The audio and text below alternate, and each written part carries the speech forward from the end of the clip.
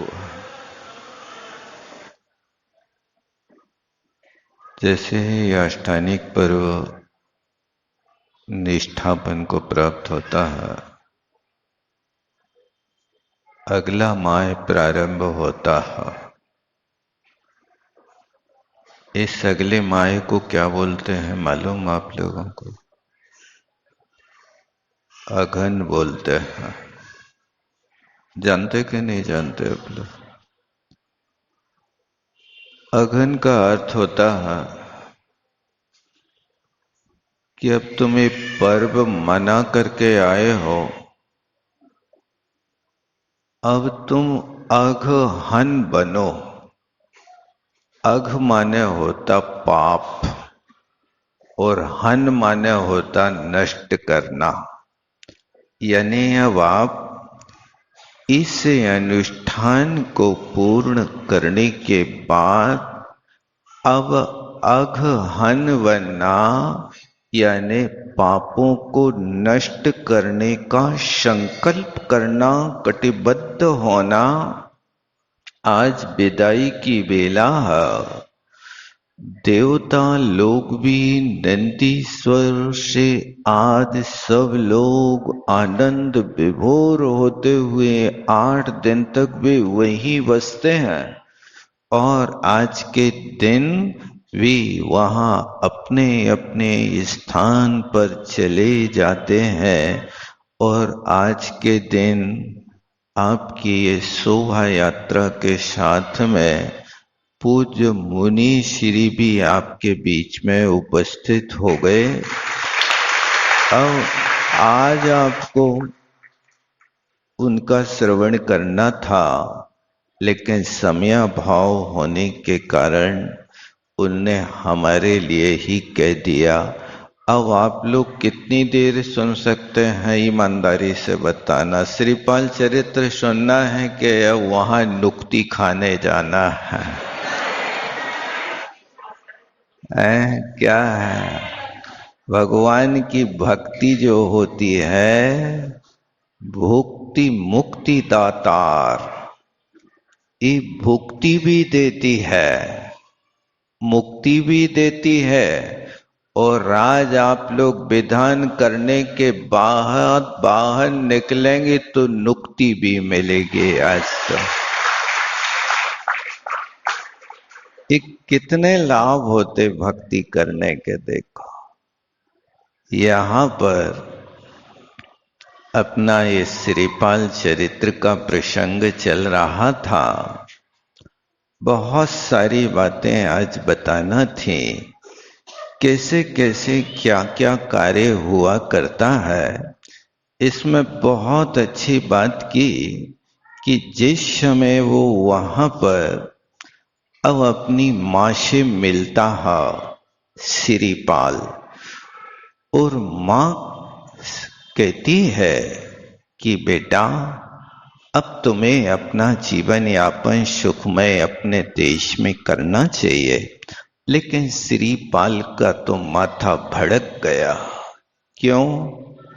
क्योंकि मेरे पिता का नाम डूब गया, और पिता का नाम डूबने के बाद मैं जमाई ससुर के नाम से जाना जा रहा हूं।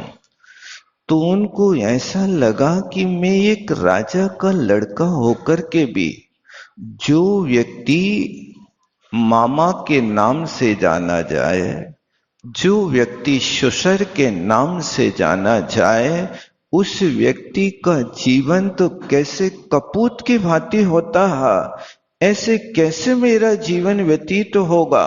ऐसा श्रीपाल अंदर से बहुत दुखी होते हैं। और जब लौट करके अंतपुर में जाते हैं और मैना उनके चेहरे को देखती है, तो मैना सुंदरी समझ गई कि आज कुछ जरूर दाल में काला है। कहीं ससुराल पक्ष से इनके लिए आज अपमान महसूस हुआ है। ऐसा मैना सुंदरी समझ करके तत्काल कहती कि स्वामी आज क्या कारण है? आज वो मुख कमल सूर्य के प्रकाश में भी विकसित क्यों नहीं दिखाई दे रहा है? तब श्रीपाल सारी अंदर की बात कहते हैं और कहते हैं अब मुझे विदेश जाना है, क्योंकि वहां से धन कमा करके लाऊंगा, फिर अपने पैर पर खड़ा होऊंगा।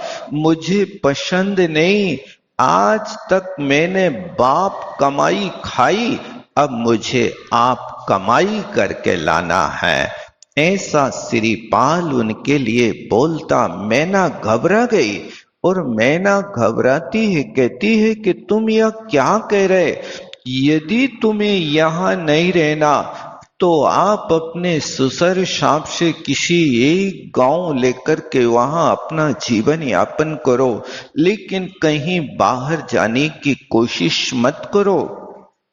ऐसा पत्नी समझाने की कोशिश करती है, लेकिन श्रीपाल किसी तरह मानने को तैयार नहीं। श्रीपाल कहते मैं 12 वर्ष के लिए बाहर जाना चाहता हूँ, 12 वर्ष बाद लौट करके पुनः आपके पास आऊंगा। अब मैना देखती है कि इनको जब जाना है तो राजहट, तिरिया हट और साधु हट, ये 3 प्रकार की जिद हुआ करती है। तो ये श्रीपाल राजा है, भाभी राजा है, इसलिए इसने जो ठान लिया अब मानने वाला नहीं है। तो उस समय मैना उनके लिए कुछ सीख देती है, आपकी यात्रा मंगलमय हो, लेकिन ध्यान रखना कि आप सिद्ध परमात्मा की भक्ति कभी मत छोड़ना, अन्यथा शरणम नास्ति तुमेव शरणम मम।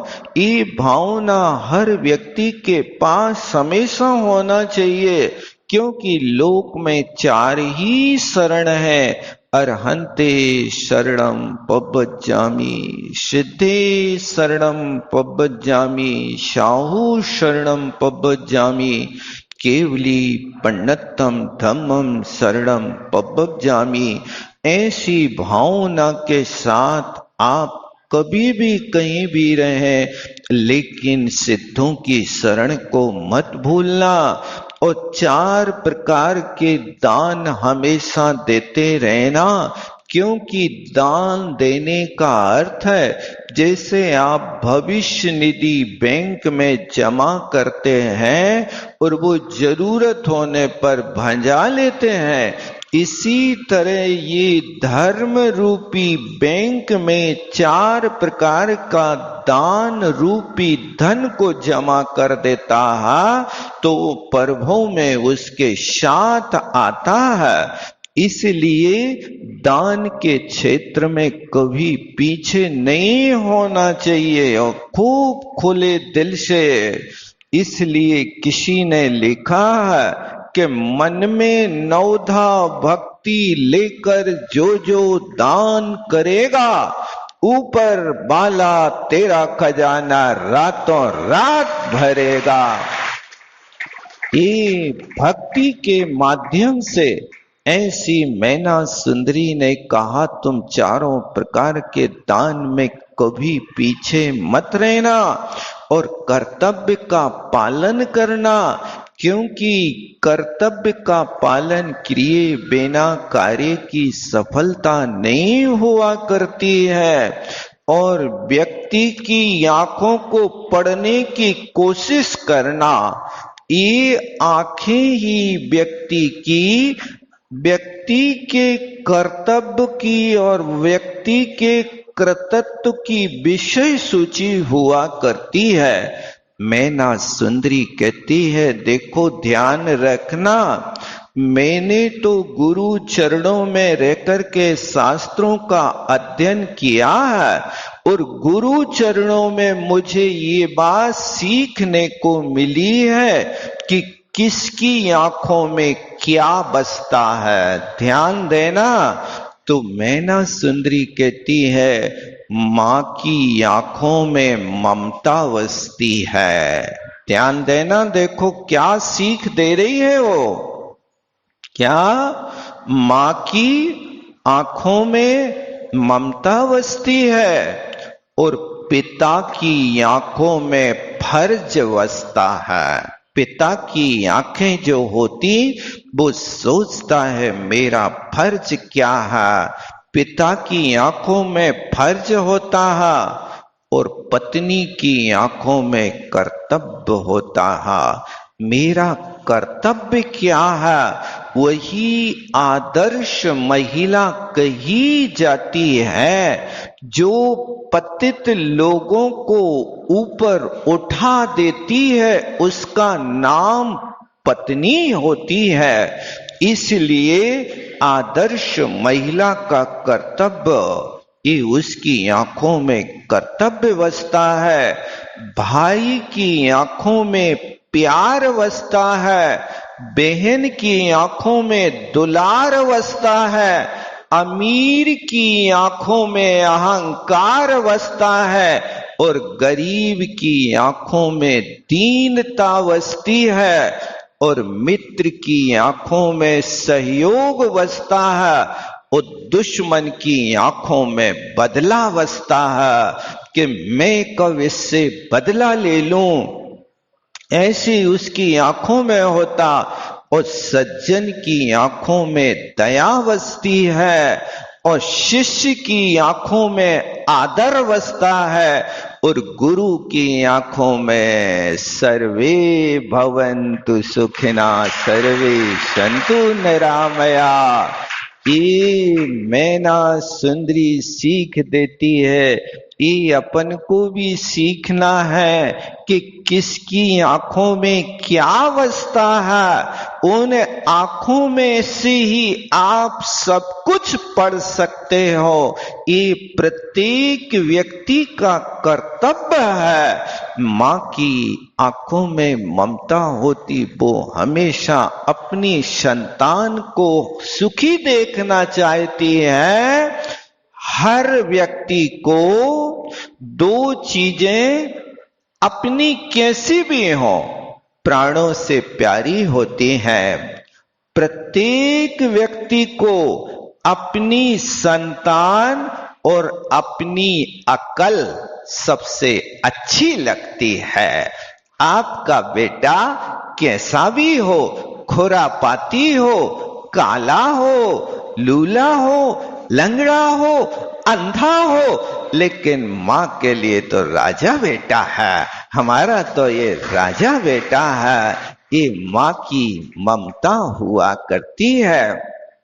और हर व्यक्ति को अपनी अकल सबसे प्यारी लगती है। हर किसी से कहता अरे तुम कछु नहीं जानत, तुम कछु नहीं जानत, माने हम सब कुछ जानत हैं। ऐसा है ना। ये होता है ध्यान रखना अकल और संतान, लेकिन ध्यान करना कि अपनी अकल अच्छी तो लगती है, लेकिन उस अकल में यदि आप सोने में सुहागा करना चाहते हैं तो अपनी अकल में एक और अकल जोड़ने की कोशिश करना। क्या कोशिश करना कि अपनी अकल में इतना पद जोड़ लेना कि गुण ग्रहण का भाव रहे नित। ये तुम्हारी अकल में ये पद और जुड़ेगा तो आपकी अकल आकाश की ऊंचाइयों को छुएगी। क्यों? उस अकल में इतना तो है कि आपकी अकल बहुत अच्छी है। एक बार की बात है कि अपने भारत में विदेशी लोग आए और वहां के लोगों ने आकर के देखा कि भारत में हमने ये सीखा कि ये भारत ऋषि प्रधान और कृषि प्रधान देश है, इसलिए भारत में बहुत अक्लवान लोग रहते हैं। तो वो व्यक्ति जब अपने देश गया तो वहां के राजा से कहा कि भारत में बहुत अक्लवान लोग रहते हैं, वहां से ऐसे अकल के कुछ चीजें अपन को बुलाना चाहिए। तो वहां के राजा ने भारत के राजा के लिए खबर भेजी कि तुम अकल के फल भेजो हमारे यहां, ताकि हमारे देश के लोग भी अकलमान हो जाएं। अक्ल के फल कहां मिलेंगे? अब राजा हैरान हो गया। सुन करके भारत का राजा अपने मंत्री से कहा कि भाई, उस देश के राजा ने अकल के फल मंगाए हैं, बताओ क्या करें? कोई बात नहीं, तुम शांत रहो, कह दो अभी अकल के फल का बीज बोया है, 4 महीने बाद अकल के फल मिलेंगे, आज नहीं मिलेंगे। ठीक है। मंत्री ने उसी दिन अपने अकल से काम किया। उसने कद्दू की लता लगाई और कद्दू पे जैसे ही फल लगने लगे, उस फल के ऊपर एक एक घड़ा छेद करके उल्टा करके रख दिया। और जैसे ही वो कद्दू घड़ा के बराबर हुआ और वो कद्दू तोड़ करके और राजा के सामने रखा और कहा कि जाओ उस देश के राजा को ये अकल के फल दे देना और उस राजा से कहना कि घड़ा वापिस करना, फल आप ले लेना। अब बताओ ये क्या करें? अब इस काम को करने के लिए उसके लिए अब और कोई दूसरे देश से अकल खरीदना पड़ेगी। अकल के फल तो खाना है, लेकिन अकल के फल खाएं तो कैसे? आज की दुनिया तो नकल करती है, अकल नहीं करती है। तो ये कहने का मतलब है कि तुम्हारे सामने भी कद्दू में से घड़ा निकालने का प्रश्न आ जाए तो बताओ क्या करोगे? कैसे निकाल? घड़ा फोड़ोगे कि कद्दू फोड़ोगे? अब कद्दू फोड़ोगे तो घड़ा पे चोट लगेगी। आपको तो माल खाना है, बार दाना वापिस करना है। इस तरह समय तो बहुत सारा हो रहा है। अब ये अकल के फल कैसे खाए जाएं, अब इसके विषय में तो फिर कभी चर्चा करेंगे। अपना एक कार्य सानंद संपन्न हुआ और भाई ये भी पंकज भैया जी भी आ गए और मयूर भैया, इन लोगों ने मिलकर के अच्छे ठाठ से आप लोगों को भक्ति में सराबोर किया। और यहाँ के त्यागी वृत्ति भैया लोग, बहनों लोगों ने भी खूब सहयोग किया। अच्छे से अपना कार्यक्रम आप लोगों को भक्ति में लगा रखा। और अभी डॉक्टर साहब कह रहे थे कि हम तो पहली बार जुड़े हैं, और वे पहली बार नीलोप सागर जी के पास गए थे। सुबह सबसे बड़ी अकल के फल देते हैं, कहते पंच परमेष्टि की आराधना करो, उसके फल स्वरूप उनने आगे आकर के सौधर में इंद्र के पद का निर्वाह किया। व्यस्ततम आदमी थे, लेकिन फिर भी भक्ति के लिए उनने कार्य किया और सारी समाज ने इसका लाभ लिया। सबके लिए, विधान कर्ता के लिए, समाज के लिए, विधान में लाभ लेने के लिए, सब त्यागी वृत्तियों के लिए खूब खूब आशीर्वाद है।